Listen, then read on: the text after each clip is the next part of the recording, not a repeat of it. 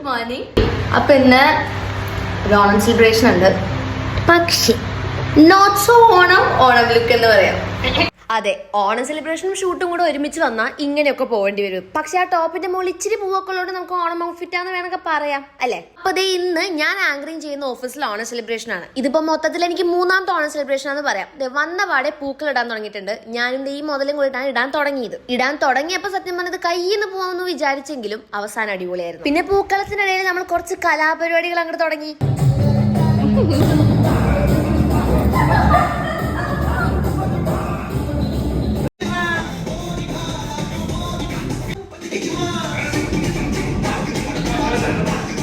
എന്നിട്ട് ഇതാണ് നമ്മുടെ പൂക്കളത്തിന്റെ ഫൈനൽ ലുക്ക്.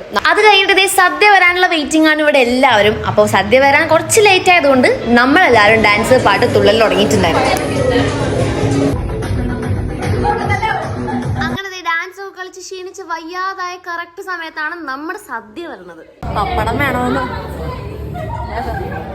അങ്ങനത്തെ എല്ലാരും കൂടെ ഒരുമിച്ച് ഇരുന്ന് സദ്യ ഒക്കെ കഴിച്ച് കുറച്ചു നേരം വർത്താനം പറഞ്ഞ് സദ്യ കഴിച്ചതിന് ക്ഷീണം മാറ്റിയതിനു ശേഷം നേരെ വീട്ടിലോട്ട് പോയി. അപ്പൊ ഇത്രയൊക്കെ ഉള്ളൂ. വീഡിയോ ഇഷ്ടപ്പെട്ട ചാനൽ സബ്സ്ക്രൈബ് ആക്കാൻ മറക്കണ്ട. Bye bye.